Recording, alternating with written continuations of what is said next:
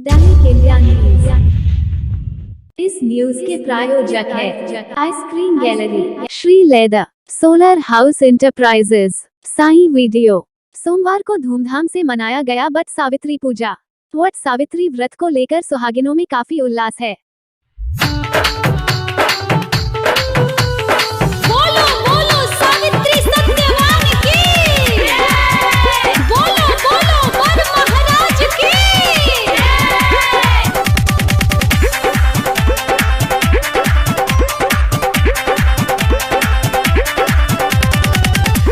पंखा डोलाऊंगी ना सजन को, पंखा डोलाऊंगी ना, हो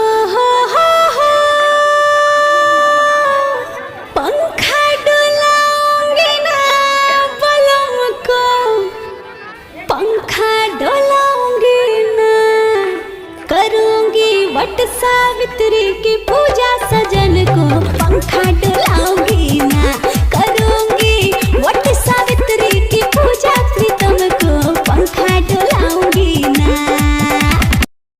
अखंड सुहाग की कामनाओं का पर्व वट सावित्री सोमवार को समस्त मिथिला क्षेत्र में हर्षोल्लास के साथ पारंपरिक रूप से मनाया गया। पहले सुबह से शाम ढलने तक बरगद के पेड़ों के नीचे विवाहिताओं की जमघट लगी रही।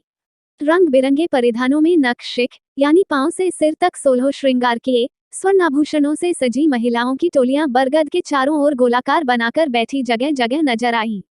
हर व्रती महिला के होठ बुदबुदा रहे थे। उन होठों पर बस एक ही भाव शब्द बनकर लर्ज रहे थे कि उनके पति की लंबी आयु हो, वे आजीवन सुहागन रहें। लंबी उम्र तक जन जीवन का साथ निभाने वाले बरगद की जड़ में जलाभिषेक कर पारंपरिक रूप से पूजा अर्चना कर रही प्रायः महिलाओं के मुखरे सीमंत से लेकर नाक तक की लंबी सिंदूर रेखा से दमक रहे थे। महिलाओं ने सोमवार को व्रत होने को लेकर कच्चे धागे से पेड़ को लपेटते हुए उसकी प्रदक्षिणा भी की और आशीष मांगा। व्रती महिलाओं ने बरगद को पंखे भी झले और प्रसाद के रूप में बरगद के पत्ते को अपने जूड़े में लगाकर उसे अपने सिर पर धारण किया। इधर बरगद के नीचे जुटी महिलाओं की टोलियों के मिथिला के पारंपरिक गीतों के संवेद गायन से आसपास का वातावरण संगीत के रस से सराबोर होता रहा। वहीं मिथिला का पारंपरिक गीत बटक बनी गाती हुई युवतियों की टोलियां पूरे रास्ते में संगीत का उपहार बांटती हुई बरगद तले पहुंची।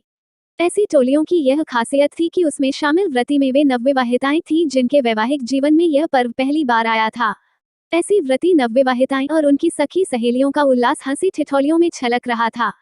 खुशी, उमंग, उल्लास हो भी क्यों नहीं, साथ में पाहुन भी तो थे। उल्लेखनीय है कि मिथिला क्षेत्र में यूं तो वट सावित्री पर्व प्रत्येक विवाहिता स्त्रियां मनाती हैं, पर उन नवविवाहिताओं के लिए इसका खासा महत्व होता है जो पहली बार इसे मनाती हैं। उन्होंने अपनी ससुराल से आए वस्त्राभूषण धारण कर पति के साथ बैठकर पूजन किया।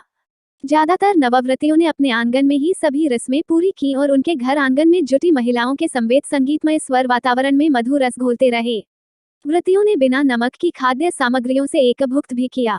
मिथिला में इस पर्व का इतना ज्यादा महत्व है कि जिन विवाहिताओं के लिए घर से बाहर निकल पाना संभव नहीं हो सका, उन्होंने अपने आंगन में बरगद की टहनियां लगाकर उसका पूजन किया। बाजारों में तो कई जगह बरगद की टहनियां बिकती हुई भी देखी गईं। वट सावित्री का पर्व जिसे मिथिला क्षेत्र में बरसाइत कहा जाता है, यह यूं तो प्रत्येक विवाहिता महिलाएं मनाती हैं, लेकिन यह खासा महत्व होता है नवविवाहिताओं के लिए, उन नवविवाहिताओं के लिए जिनके वैवाहिक जीवन में यह पहली बार आता है। धार्मिक दृष्टि से तो इसका महत्व है ही, पर्यावरण संरक्षण की दृष्टि से भी इसका महत्व है। ग्रीष्म ऋतु में मनाया जाने वाला यह पर्व बरगद के पेड़ की संरक्षा सुरक्षा की दृष्टि से महत्वपूर्ण है। उसकी जड़ में जलाभिषेक करना या फिर बेढ़ देना यानी कच्चे धागे सूत से उसको लपेटना चारों ओर से, शायद इसलिए कि पेड़ की जड़ में जो जल है उसकी आर्द्रता उसके तनों में बनी रहे और इससे उस पेड़ की संरक्षा सुरक्षा हो। और बरगद के बारे में कहा जाता है कि वह ज़्यादा उपयोगी है मानव जीवन के लिए। ऑक्सीजन हमें उपलब्ध पेड़ पौधों से होता है और अगर महिलाएं पर्यावरण संरक्षण के प्रति सजग होंगी, सक्रिय होंगी, तो वे अपनी आने वाली पीढ़ियों को भी इसके लिए प्रेरित करेंगी। इस दृष्टि से खासा महत्व है इस पर्व का। पति के दीर्घ जीवन की कामना का, अक्षय सुहाग की कामना का पर्व तो यह है ही। देखते रहे दैनिक इंडिया न्यूज।